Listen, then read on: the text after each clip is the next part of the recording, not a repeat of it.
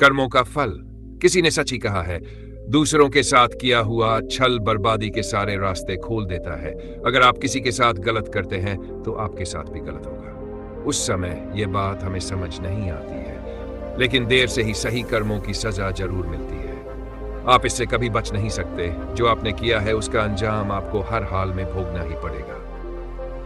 और यह कहावत कितना सही है, यह हम इस कहानी के द्वारा समझेंगे। जब गौतम बुद्ध एक सभा कर रहे थे, तभी एक व्यक्ति ने उनसे पूछा, हे बुद्ध, कर्मों का फल कैसे मिलता है?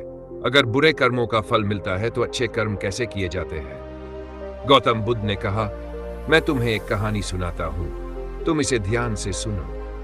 महात्मा बुद्ध अब अपनी कहानी की शुरुआत की। बहुत समय पहले की बात है। रामू और श्यामू नाम के दो भाई एक गांव में रहते थे।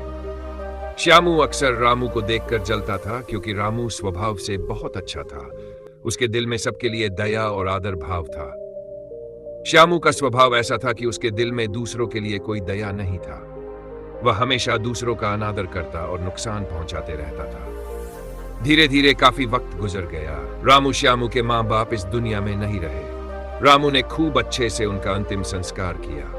वह गांव वालों को भोजन के लिए आमंत्रित किया और ब्राह्मणों को दान दक्षिणा देकर विदा किया। वह हर साल अपने माता पिता की बरसी पर ब्राह्मणों को भोजन कराता और दान देता। ये सब चीजें श्यामू को पसंद नहीं आती थी और वह रामू से जलते रहता था।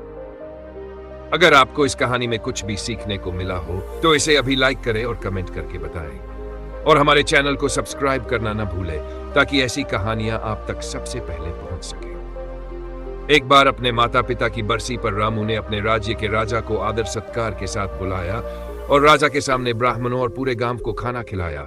ब्राह्मणों को दान भी दिया, ताकि उसके माता पिता स्वर्ग में खुश रह सकें। तभी राजा ने श्यामू से पूछा, तुम्हारा भाई तुम्हारे माता पिता के लिए इतना कुछ करता है, तुम ऐसा क्यों नहीं करते हो? क्या तुम्हें यह समझ नहीं आता कि तुम भी अपने माता पिता के लिए कुछ कर सकते हो? श्यामू ने कुछ नहीं कहा और चुपचाप वहां से चला गया। उसे गुस्सा आ रहा था, क्योंकि राजा ने उसकी बेइज्जती की और वह रामू से अपने अपमान का बदला लेने का सोच रहा था। अगले दिन डोंग करना शुरू करता है। नगर के सामने जोर जोर से चीखने लगता है, मेरे माँ बाप मेरे सपने में आए थे, वह स्वर्ग में खुश नहीं है कि कोई वहां जाकर उन्हें खाना बनाकर खिलाए, वो तभी खुश रहेंगे।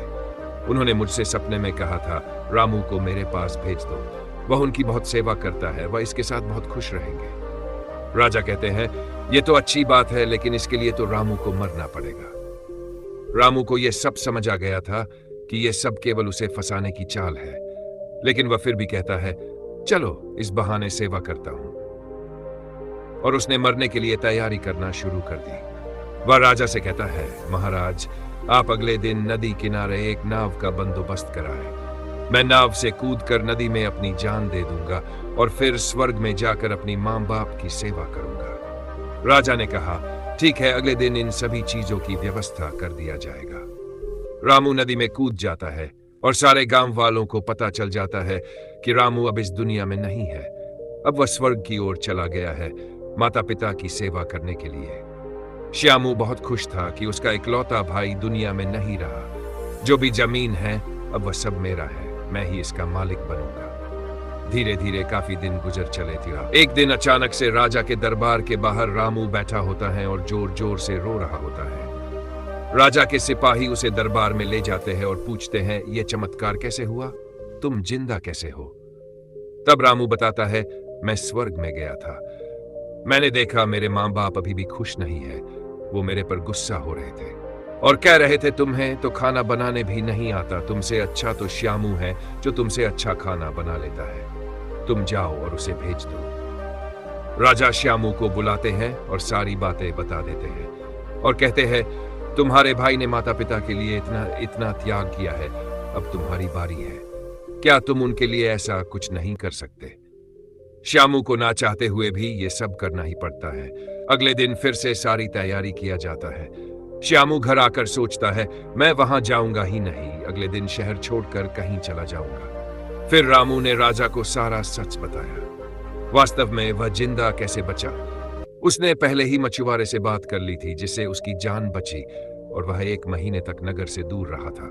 फिर सही समय पर राज्य में लौट आया। वह यह सब केवल इसलिए किया क्योंकि वह श्यामू को एक सबक सिखाना चाहता था। इधर श्यामू शहर छोड़कर जाने का योजना बना चुका था।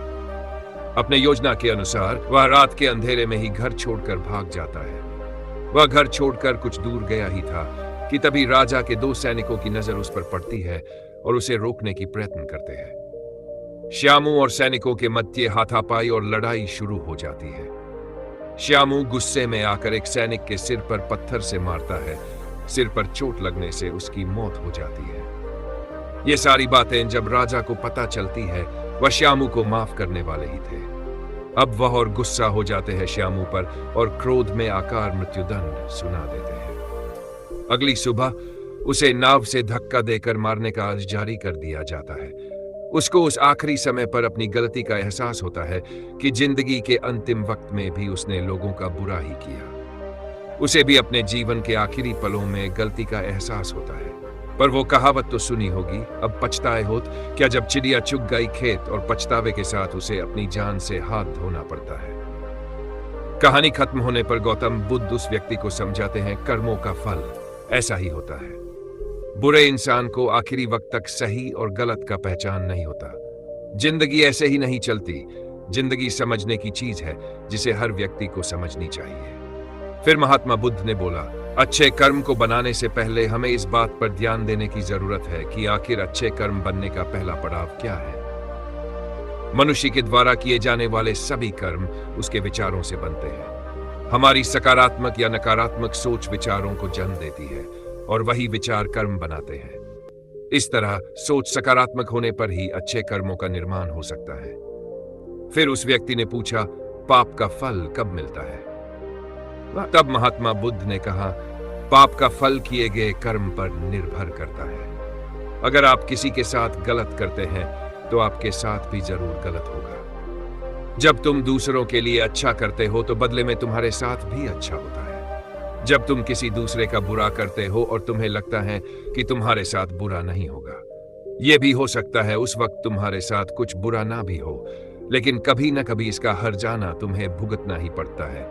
इसलिए तुम्हें किसी के साथ बुरा करने का कोई अधिकार नहीं है, क्योंकि कर्मों का फल कभी न कभी मिलता जरूर है। तो हम इस कहानी से क्या सीखते हैं? इस कहानी से हमें यह शिक्षा मिलती है कि हमारे कर्मों का फल हमेशा हमारे साथ रहता है। अच्छे कर्म हमें सुख और शांति देते हैं, जबकि बुरे कर्म हमें पछतावा और दुख देते हैं। उम्मीद करते हैं आपको हमारी इंस्पिरेशनल हिंदी स्टोरी कर्मों का फल पसंद आई होगी।